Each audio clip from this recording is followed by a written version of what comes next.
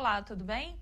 Bom, estamos nesse vídeo novamente para falar sobre os operadores, só que dessa vez eu queria falar um pouco mais sobre os operadores lógicos.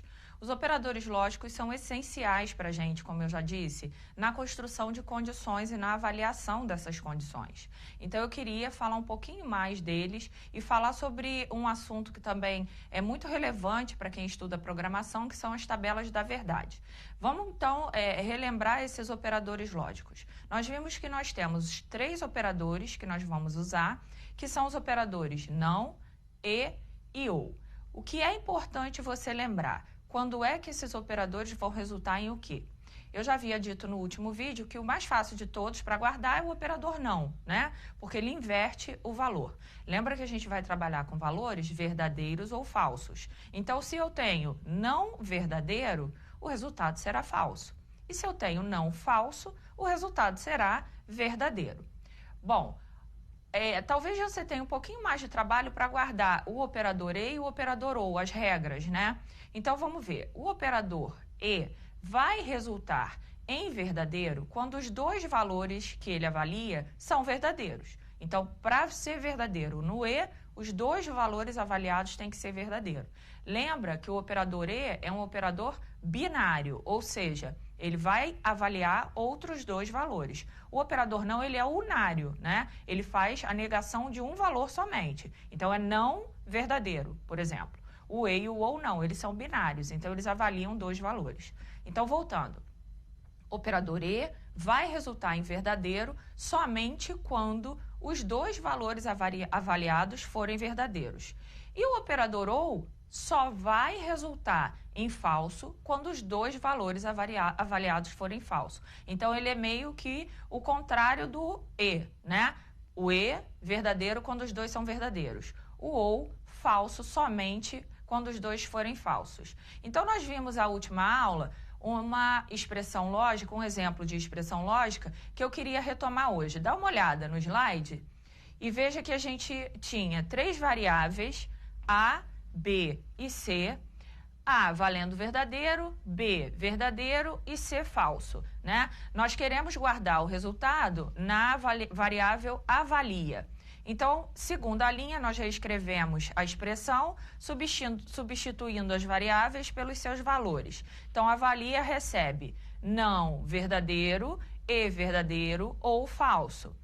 Terceira linha, avalia recebe falso, e verdadeiro ou falso. O que a gente fez? A gente resolveu o não verdadeiro virou falso, logo no início da expressão.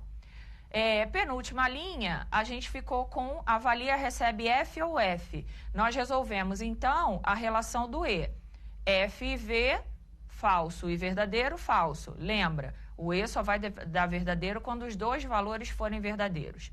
E, por fim, a gente resolve a relação do ou falso, falso. Muito bem, nesse exemplo a gente está vendo o resultado dessa expressão para uma situação somente, aquela na qual A é verdadeiro, B é verdadeiro e C é falso. Mas e se eu quisesse verificar todas as possibilidades de resultado para essa expressão? Bom, aí a gente teria que recorrer à tabela da verdade, ou tabela verdade. O que essa tabela faz? Ela vai avaliar a mesma expressão que estava no slide anterior, não A e B ou C, só que ela vai me mostrar todos os valores possíveis de resultado. Então, cada linha dessa minha tabela é um resultado possível para essa expressão quando A, B e C valem, e aí eu leio na tabela os valores, né? Então, a primeira coisa que a gente vai precisar descobrir é quantas linhas a minha tabela vai ter, ou seja, quantas combinações são possíveis para cada expressão. Então, olha esse passo a passo para te ajudar. Eu primeiro preciso identificar na expressão quantas variáveis a gente tem. Então, nesse exemplo, eu tenho 3 variáveis, A, B e C. Segundo passo é, utilizando a base 2, eu vou elevar essa base à quantidade de variáveis que eu tenho na expressão. Então, eu tenho A, B e C, 3 variáveis. 2 elevado a 3. Resolvendo essa potenciação, eu vou descobrir 8. 2 elevado a 3 igual a 8. 8 é o número de combinações possíveis para essa variável, desculpa, para essa expressão. Então, todas as possibilidades de resultado podem ser resumidas numa tabela com 8 linhas, né? Então, eu tenho 8 possibilidades de resultado. Então, se a gente olhar a tabela do exemplo, a gente vai ver, de fato, que contando as linhas da tabela preenchidas com verdadeiro ou falso, a gente tem 8 linhas, né? Lá na aula, no texto da aula, eu te dei um macete para você preencher essa tabela. Porque, nossa, Luciana, 8 combinações de verdadeiro ou falso é difícil, né? Como é que eu vou fazer para não errar? Então, lá está explicadinho. Mas, rapidamente, para lembrar, você vai começar preenchendo a coluna da primeira variável. Você vai preencher por colunas. Então, você tem 8 possibilidades, você vai preencher metade das linhas com verdadeiro e metade com falso. Então, você coloca 8 possibilidades, metade 4. Você coloca na coluna A 4 verdadeiros, 4 falsos. Passa para a coluna B. Você vai colocar agora metade da metade, ou seja, metade foi 4, metade da metade, 2. E aí vai intercalando. 2 verdadeiros, 2 falsos, 2 verdadeiros, 2 falsos. E aí na coluna C, de novo, metade do valor anterior. Então, em B você fez de 2 em 2, metade de 2, 1. Agora você vai fazer de 1 em 1. Vai intercalar verdadeiro, falso, verdadeiro, falso. E aí você preencheu, sem repetir, as 3 variáveis para você poder começar a resolver a expressão, ok?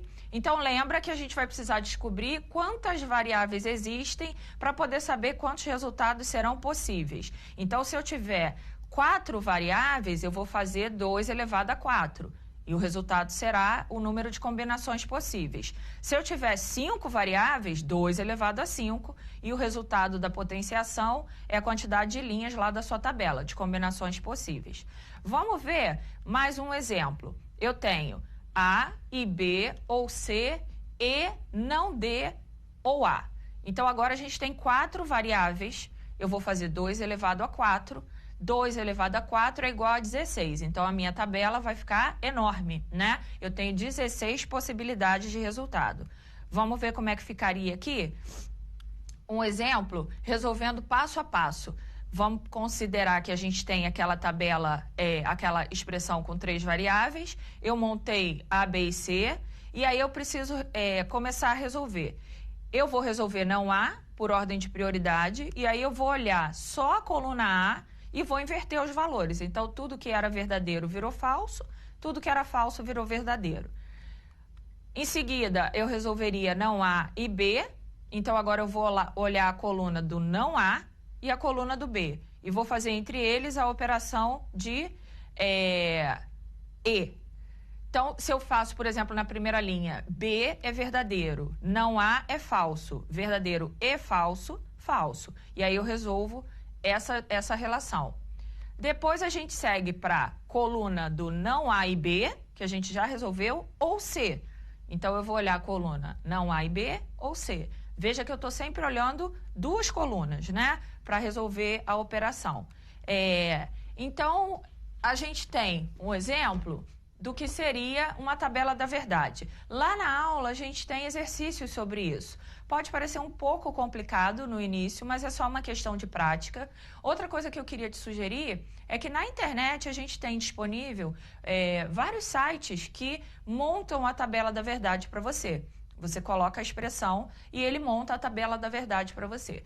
O que eu estou dizendo? Faz o seu exercício e, para ter certeza se está certo, busca no Google uma dessas ferramentas, desses sites que podem montar para você a tabela da verdade. Você coloca a expressão e ele te dá o resultado. E aí você vai conseguir conferir se você acertou ou não, ok?